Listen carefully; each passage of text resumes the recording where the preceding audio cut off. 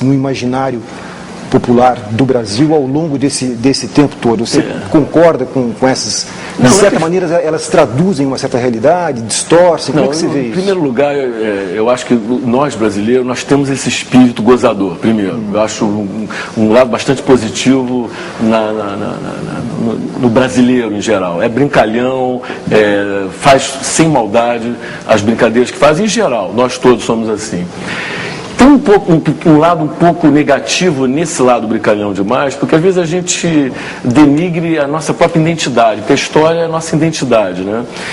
Agora, nos 200 anos da chegada de Dom João VI, houve uma revisão da figura de Dom João VI, que era baixinho, que gostava de comer frango, que tinha seus momentos de hesitação, mas foi o único rei da Europa que Napoleão, no diário dele, escreve que foi o único que escapou de mim, foi o único que eu não consegui prender, foi o único que não se aliou aos franceses e não foi preso por nós.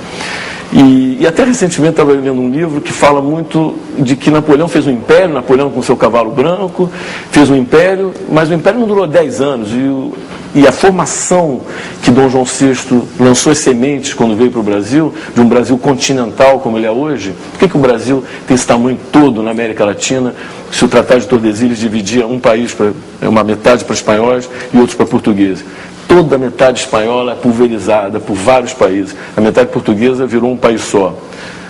Uma língua, com uma religião, sem problemas étnicos maiores, e hoje em dia talvez além do nosso povo, da miscigenação que nós somos, que eu digo que talvez seja a nossa grande força, nós temos um território enorme, um território que tem 150 milhões de hectares cultiváveis, com 120 milhões de toneladas de grãos a cada ano, um território um país que ainda tem muito que fazer em toda essa área. E isso graças a essa visão, há 200 anos atrás, de um país-nação. Né? Não houve uma visão pequena, de curto prazo, no sentido de eu vim para cá para me refugiar de Napoleão, quando Napoleão for derrotado eu volto. Ele voltou, mas sinalizou, deixando o filho mais velho aqui, que é uma forte sinalização de que ele olhava o Brasil com outros olhos que não uma colônia pura. E esse filho mais velho, Dom Pedro I, ele simplesmente fez a independência do Brasil. É outro caso. Ele foi se adaptando às circunstâncias. Ele era mais brasileiro do que português, sem dúvida. Né? Mas houve uma adaptação a uma circunstância que foi imposta. Quer dizer, se Napoleão não tivesse empurrado ele de lá, provavelmente ele não viria. Isso tudo é interessante. Agora, há 100 anos antes, mais do que isso, Padre Antônio Vieira e o próprio Marquês de Pombal já tinham ideias de fazer o grande império do Ocidente. Isso tem em todos os arquivos portugueses, a ideia...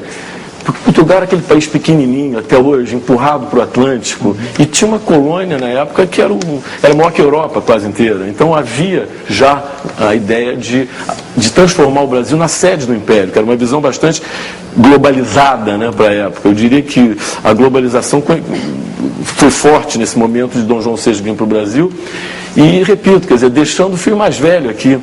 E esse filho mais velho fazendo a independência contra os próprios interesses do país dominador. É o único caso no mundo. Não houve a Espanha.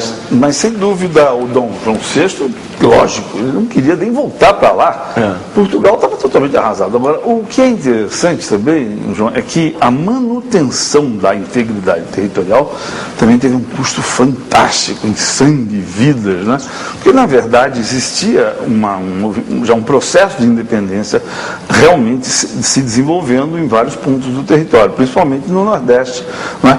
E se não fosse o fato de que D. João contava com fortíssimo apoio da Armada Inglesa, né, os movimentos de 1817 e 1824 em Pernambuco, Alagoas, Rio Grande do Norte, teriam sido vitoriosos, teriam se destacado desse todo continental, formado uma república, que já existia uma classe dirigente embrionária, lá desde o tempo da expulsão dos holandeses, já existia uma classe dirigente embrionária no Nordeste, que se considerava capaz de tocar um Estado. Né? Então, quer dizer, foi necessário decapitar toda uma parte fundamental daquela elite que se formou de baixo para cima, de um processo republicano, né? Foi decapitada com a ajuda da poderosa armada inglesa, que não é nenhuma armada de D. João VI. Mesma coisa aconteceu para manter essa integridade territorial com os gaúchos, né? Quer dizer, foi necessário uma tremenda violência e também depois uma negociação até bem feita pelo Duque de Caxias para manter o Rio Grande do Sul, né? Então, quer dizer, na verdade, a manutenção da integridade territorial também se fez à custa de uma série terrível de violências, né? Agora, eu queria também tem que ser levado em conta. Mas é interessante, você tem razão no que você está dizendo, mas o interessante é que todos esses movimentos anteriores à independência e posteriores não era de unidade nacional, eram separatistas. É quase unanimidade entre os historiadores que a chegada de Dom João VI simbolizou com a unidade, quer dizer, o rei do país dominador aqui conseguia fazer com que o país ficasse unido. E numa época que não tinha comunicações, não tinha rádio, não tinha país. Exatamente. Inclusive, também é muito interessante o sentimento de nacionalidade. O sentimento de a nação surge a partir de sentimentos de nacionalidade, é o que diz o dicionário, e entre outras coisas. E esse sentimento começou a ficar mais vivo a partir de 200 anos atrás. Isso é muito interessante isso. Todos esses movimentos, antes da independência, eles tinham a conotação, sim, de independência, mas raramente com a unidade de brasileiros. Tanto que o Rio Grande do Sul, até muito pouco tempo atrás, ainda se fala em separatismo. Né? O do Nordeste era mais de perspectiva nacional. Mas então isso é interessante, quer dizer, a presença dele, física, e depois a independência na figura de Dom Pedro I, conseguiu fazer com que esse sentimento chegasse nas fronteiras que são hoje, sem o Acre, que foi posteriormente comprado pelo Barão do Rio Branco, mas que desse essa unidade única também nas Américas, na América Latina. O Brasil hoje é maior que os Estados Unidos em território contínuo, né? João, pegando uma carona na pergunta do Oscar, ele falou do passado, eu queria falar um pouquinho do presente.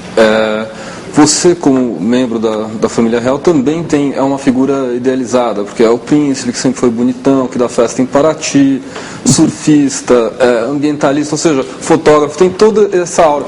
E você tem que lidar com mídia, com coluna social. Como é que você lida com esse lado, com essa exposição mais frívola, digamos assim, do João?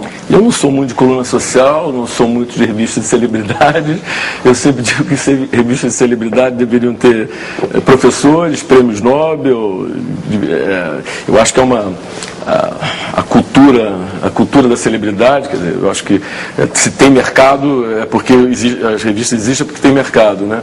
Mas eu acho que valorizam demais a beleza e a riqueza, né? Eu acho que todos querem ser bonitos, todos querem ser ricos, mas acho que a valorização que as revistas fazem da beleza e da riqueza é exagerada, faz como se fossem padrões morais, a beleza e a riqueza. Então, eu não lido muito, não sou muito chegado a isso, não. Falando de imprensa, você foi objeto de um perfil que foi feito numa revista americana, a New Yorker, por ocasião de uma das versões da festa literária de Paraty, quando veio para cá uma repórter, já a senhora dessa revista, e fez uma entrevista e tal. E você posteriormente se referiu a essa entrevista como se ela tivesse, de certa maneira, censurado suas opiniões sobre o governo americano e tal. Como é que você vê, a partir dessa experiência, a relação sua com a imprensa, aí no caso a americana, especificamente dessa matéria? Foi a Lillian Ross. Eu fiquei impressionado, mal impressionado, porque a revista era New York, eu não posso afirmar que houve censura, mas eu pressenti que poderia haver um pouco de censura pela resposta que eu dei, porque ela me perguntou muito sobre a história do Brasil e me perguntou a minha opinião sobre a guerra do Iraque, a política Bush de meio ambiente, e eu, em poucas palavras, eu falei que achava que a guerra do Iraque, eu estava muito impressionado com a maior democracia do mundo, não tinha havido um processo de impeachment contra o presidente Bush, que mentiu toda uma população, dizendo que havia, fazendo uma guerra onde na época 3 mil jovens americanos morreram, uma guerra, na minha opinião, na época e até hoje, totalmente sem razão, para anestesiar mais a opinião pública americana. Podia anestesiar de outra forma, mas fez uma guerra, enquanto as missões das Nações Unidas, 2 missões das Nações Unidas tinham ido ao Iraque e tinham dito que não tinha armas de destruição em massa. E ele bancou uma guerra que dura